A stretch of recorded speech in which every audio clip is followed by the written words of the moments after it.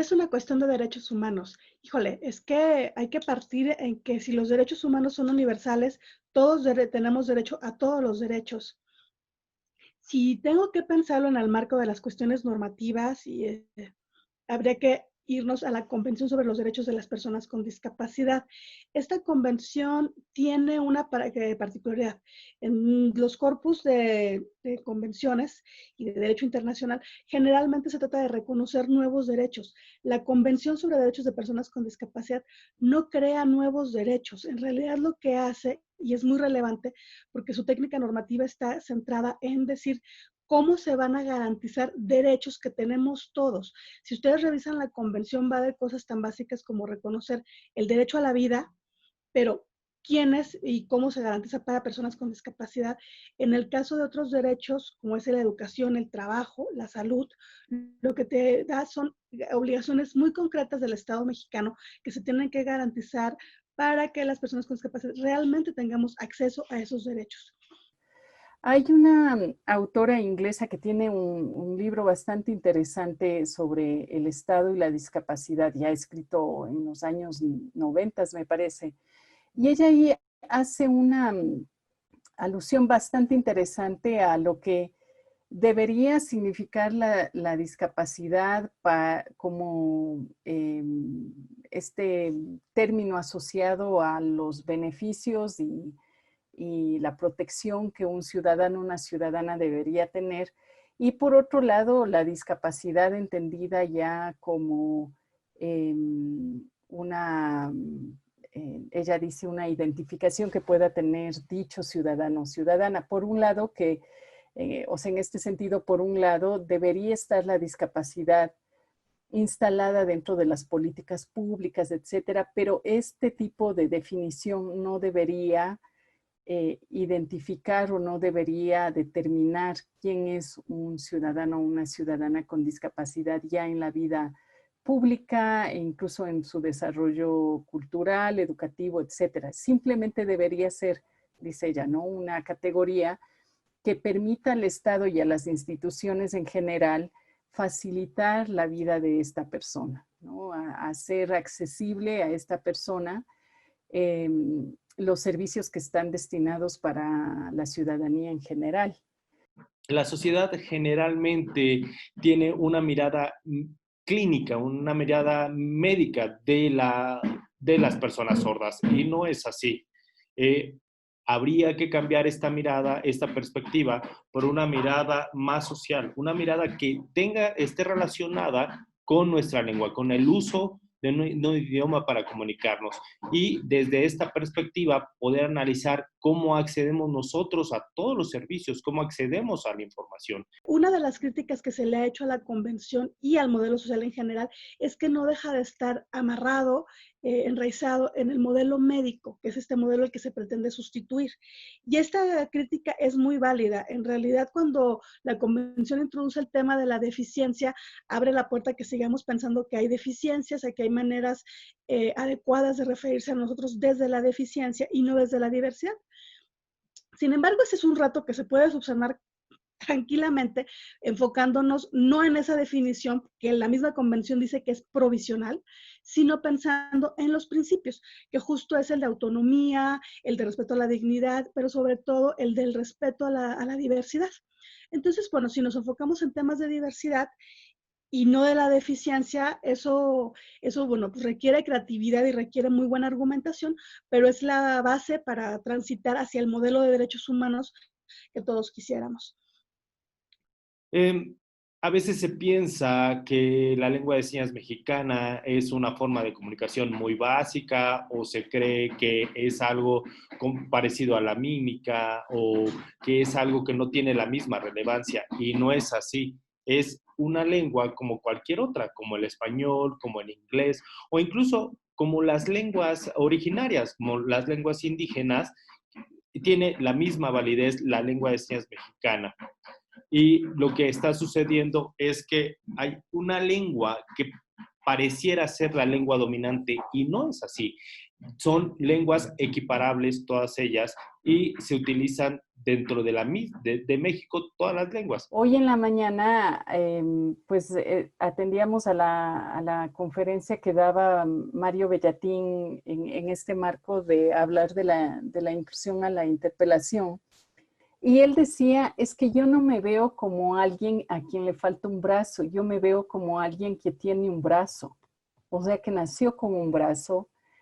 Y claro, cuando lo miras desde ese ángulo, piensas, pues sí, es así. O sea, porque él dice, más bien cuando yo camino y veo a la gente, lo que veo es gente que tiene dos brazos. O sea, a quien le sobra un brazo, decía él, ¿no? Y la otra cosa que mencionó es que decía es que el problema de la inclusión es que siempre la pelea para abrir espacios es desde este otro que me está haciendo un espacio en la sociedad, ¿no? Y decían, no es así, no está afuera, ¿no? Está en la pelea que uno va haciendo para alcanzar para abrirse ese espacio, o sea, tener ese espacio, reclamar ese espacio. Habrá que preguntarse qué es lo que está pasando ahí, o sea, qué no se está haciendo eh, que no está permitiendo en realidad que esta llamada diversidad funcione en diálogo y en interacción y no como algo que está tratando de hacerse encajar. Creo que el tema más importante de la convención, junto con capacidad jurídica, pero que sin ella no existe, es el tema de la participación política de las personas con discapacidad. Esto involucra a partidos políticos, por supuesto, a las prácticas de los tribunales electorales, entenderlo como una cuestión que tiene que nombrar y regular las autoridades electorales, pero sobre todo en el sentido más amplio del derecho político a la participación en la toma de decisión. Esto quiere decir participar en los espacios en los que se diseña política pública, cumpliendo con el estándar de la observación general número 7. En diversos marcos legales, algunas leyes, la Constitución, se reconoce al español como la lengua dominante, pero no se ha reconocido a la lengua de señas mexicana. No existe una traducción, por ejemplo, de todo este marco legal a la lengua de señas mexicana. No existe esta accesibilidad a esta información. Eh, en los marcos legales existen barreras. También, si tratas de acceder a servicios judiciales, también existen barreras comunicacionales porque los servicios no están disponibles en nuestro idioma, en la lengua de señas mexicana.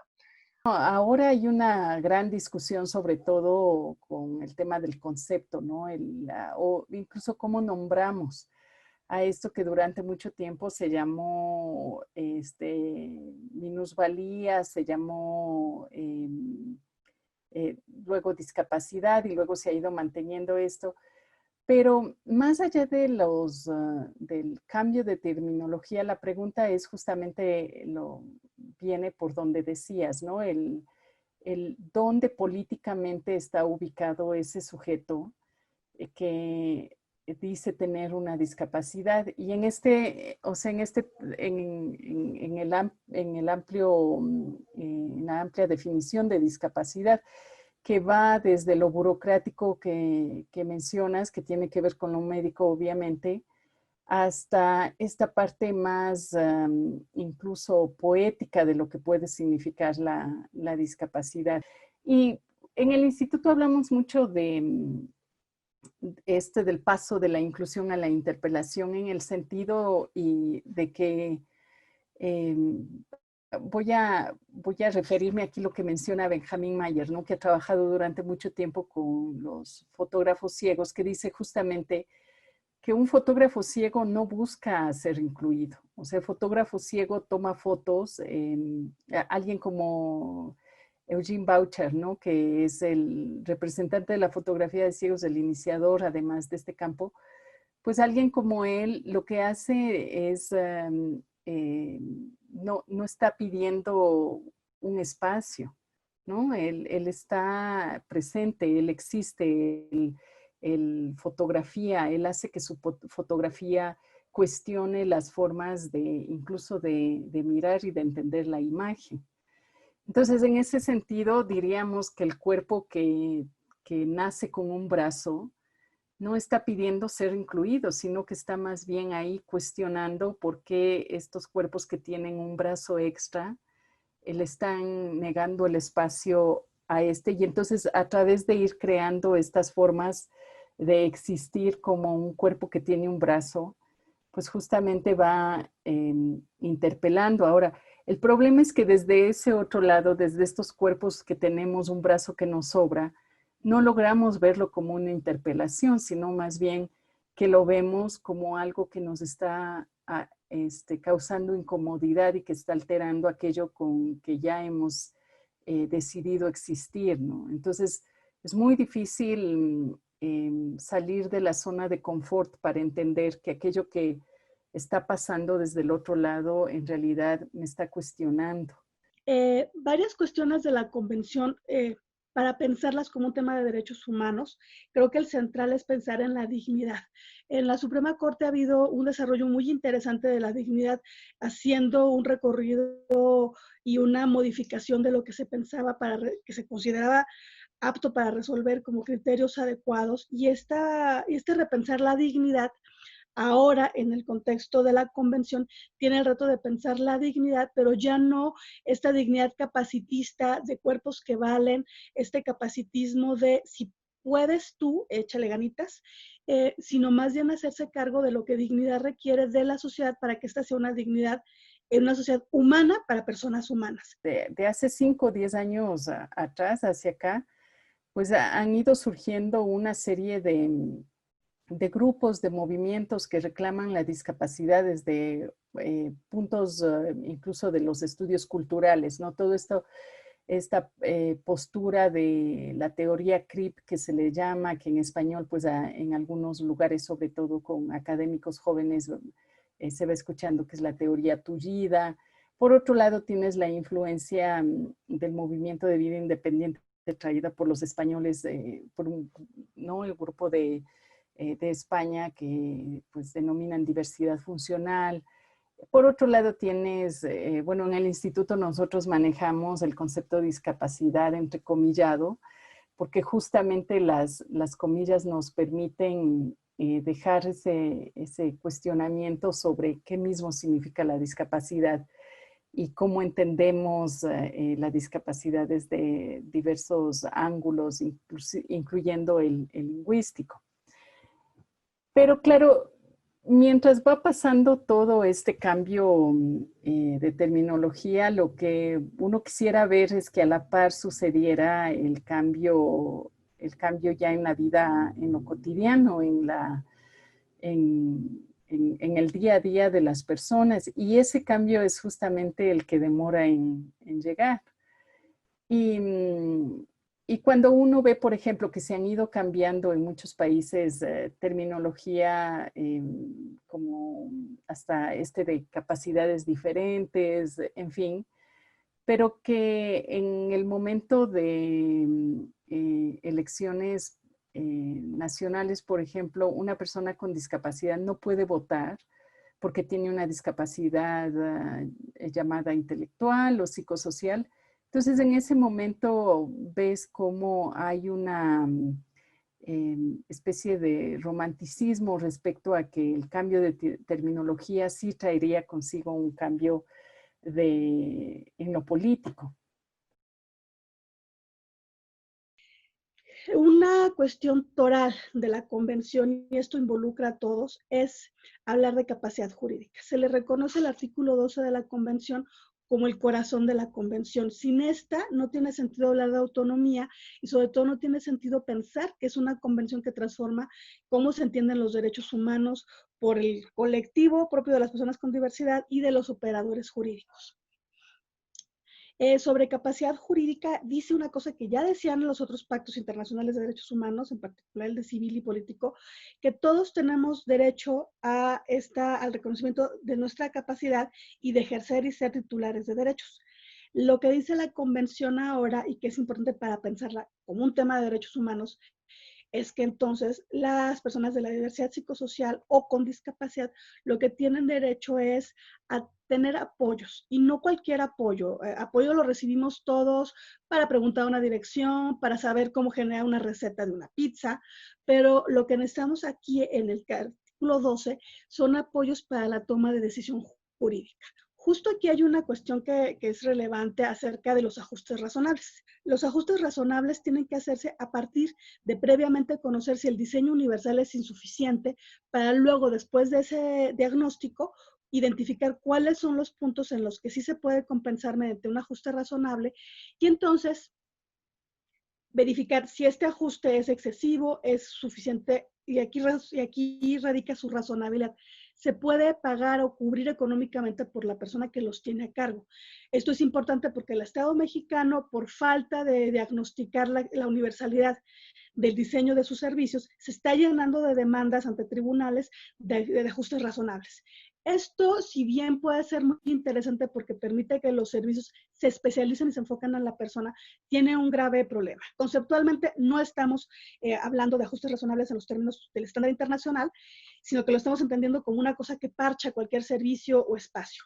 Y en realidad el diseño universal debe ser la base, porque el ajuste tiene que embonar y permitir que posteriormente se pueda ir hacia el diseño universal.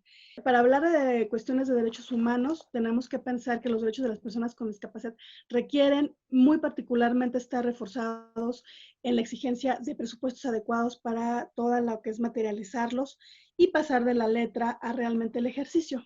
Esto incluye, pues, tener presupuesto para intérpretes de lengua de señas, presupuesto para los diagnósticos que hoy no se han hecho, toda la garantía de los apoyos, y sobre todo cuando se trata de apoyos que otorguen personas de colectivos o de espacios privados, que también se supervise la calidad de esos apoyos. Quisiera aclarar que el servicio de interpretación no es un ajuste razonable, es más bien, es una asistencia humana, porque el servicio de interpretación, por lo menos en México, es un gran problema que incluso está generando barreras de accesibilidad, porque no todos los servicios de interpretación que se están brindando allá afuera están preparados, están capacitados. Son pocos los que están capacitados para brindar este servicio.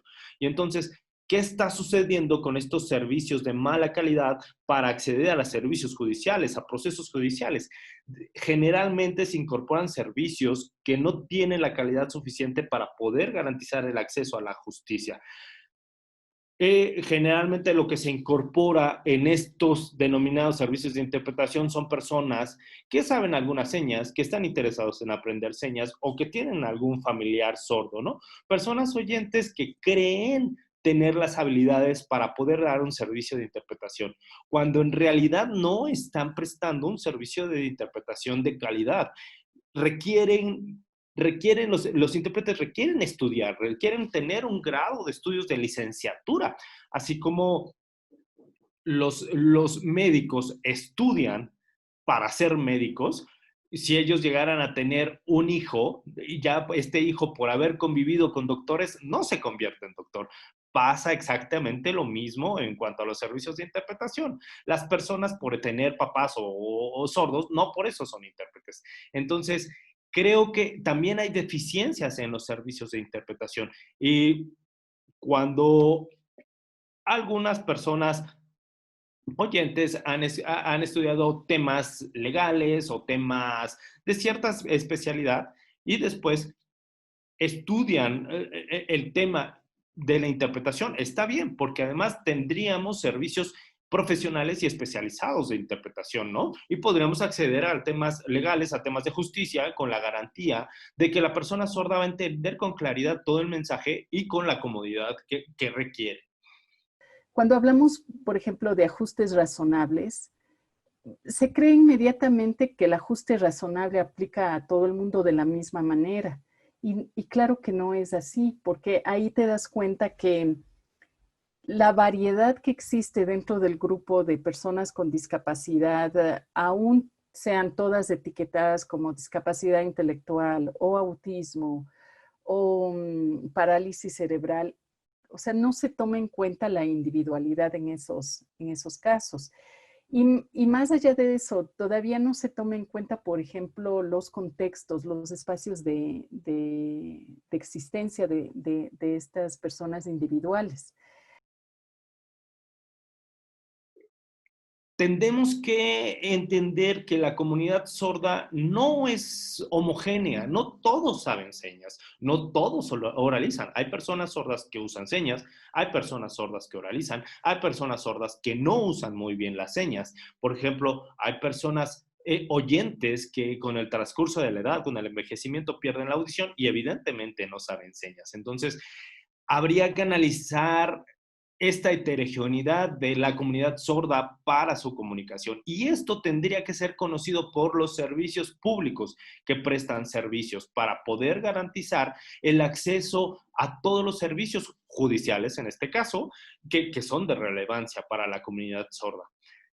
A veces se cree que las personas sordas o solo saben señas o solo lo oralizan. No, es importante que se tenga conocimiento de que hay una vasta heterogeneidad dentro de la comunidad sorda para comunicarse y que independientemente de que sea heterogénea o no, tienen que acceder a todos sus derechos y hay que buscar la manera de que todas las personas accedan a todos sus derechos. ¿Cómo sucede con las comunidades indígenas? Las comunidades indígenas utilizan una lengua para poder acceder y nosotros también, los sordos también somos una comunidad lingüística que maneja un idioma distinto. Por ende, tenemos equidad debemos de tener el mismo acceso, mismo nivel de acceso a derechos y a todos los servicios. Hace un par de años trabajé durante un tiempo en temas vinculados entre discapacidad y acceso a agua. Estábamos en un proyecto de salud en Timor-Este. Y me acuerdo que la organización, era una organización grande de los Estados Unidos que tenía consigo el manual, todo sobre cómo debía construirse los baños con los ajustes razonables, los baños públicos en la zona donde estábamos trabajando, cómo debían ser los conductos para el agua potable y todo eso, pues tenían su manual y seguían todas las normas. Y resulta que la forma en la que que elaboraron, construyeron los baños, las puertas, etcétera, pese a que seguían las famosas normas INEN y demás y de ajuste razonable, no estaban al alcance de la población, porque claro, nunca se dieron el tiempo de con la misma población poder ir construyendo e ir escuchando lo que la población demandaba. Entonces, claro, las normas de ajuste razonable, de acceso universal, etcétera, pueden estar ahí y están diseñadas y propuestas con una buena intención, digamos, pero ya ves como dicen que el camino al infierno está lleno de buenas intenciones. Entonces, creo que aquí entre el tema de la intención y el acto, pues sí hay una distancia grande y el problema es que si el momento de poner en acto la intención no se toma en cuenta a las mismas personas con discapacidad, pues es ahí donde se caen errores enormes que terminan perjudicando a aquella población para la que supuestamente estas intenciones estaban propuestas. Entonces, poder cuestionar conceptos que se dan como dado, o sea, que se dan por hecho, que se dan como ya establecidos, como la panacea para poder alcanzar un equilibrio dentro de la sociedad, es algo que deberíamos hacerlo más a menudo y es algo que el mismo movimiento de personas con discapacidad deberían hacerlo. Esto, por ejemplo, lo tuvimos que hacer nosotros, ante la Corte tuvimos que gestionar un amparo, porque lo que estaba sucediendo cuando empezó la pandemia del COVID, a nivel nacional, en las televisoras, no se estaba incorporando la figura del intérprete, la interpretación en lengua de señas mexicana, para darle información de qué era lo que estaba sucediendo con el COVID. Y la comunidad sorda se estaba quedando sin esta información de relevancia para todos ellos. A veces en algunos canales se estaba incorporando el subtitulado, pero no en todos. Y es así que nosotros tomamos la decisión de gestionar un amparo para que se incorporara el servicio de interpretación al recuadro del intérprete en toda la información que estaba dando el gobierno, sobre todo protegiéndonos a nosotros las personas sordas desde nuestra identidad, desde nuestra lengua, la lengua de señas mexicana. Previo a esto, la verdad es que yo no tenía mucho conocimiento respecto al tema de los derechos humanos. Poco a poco me fui metiendo en este tema de los derechos humanos y también gracias al apoyo de Ceci Guillén, la abogada, que nos fue asesorando y nos fue guiando respecto de la importancia que tenía este tema. Y fue así como decidimos gestionar este amparo y nos dimos cuenta que esta figura del amparo es una figura muy útil para la comunidad, ¿no? Porque a veces al gobierno se le pasa, no presta atención al ejercicio de derechos de nuestra comunidad, ¿no? Y después, una vez que nosotros metimos este amparo, que de hecho fue la primera vez en la historia que la comunidad sorda metió un amparo, entonces empezamos a hacernos más visibles y creo que ese es uno de los problemas. Hay que compartir la información dentro de la comunidad sorda, información en lengua de señas mexicana al respecto. Y bueno, la figura del amparo es una figura de mucha relevancia que puede servirnos para visibilizarnos ante el gobierno federal, ante los gobiernos estatales y sobre todo para empezar a generar más visibilidad, más conocimiento de nuestra comunidad, de los servicios de interpretación y sobre todo para empezar a generar más acceso. Y creo que es una figura que podemos aprovechar mucho desde la comunidad de personas sordas. Mira, cuando hablamos de que fue el primer amparo que presentó la comunidad sorda, no me refiero a que ningún sordo nunca hubiera sido amparado por la justicia federal, sino que fue el primer amparo en el que la justicia federal se hizo cargo del colectivo como tal y su derecho al acceso a la información en un contexto de crisis de salud pública, y la relevancia de que la información estuviera en lengua de señas para quienes son usuarios de esta lengua en particular, pero sobre todo detonar de ahí también la discusión de la calidad de los servicios. Y creo que una parte que fue emocionante es que presentamos el amparo en un día inhábil con la certeza de que íbamos a tener una respuesta también rápida, y el juzgado 13º de esta ciudad, en justicia administrativa, lo diligenció justo con esa calidad que uno espera, con esa sensibilidad, porque no solamente otorgó la suspensión definitiva, fue la suspensión de plano la que concedió, muy amplia, ordenando que las autoridades federales, presidencia y salud, dieran esta cobertura en lengua de señas, y también las autoridades locales de la Ciudad de México. O sea, no estamos peleando, no estamos en contra de que el espacio debe estar ahí disponible para todas las ciudadanas y ciudadanos.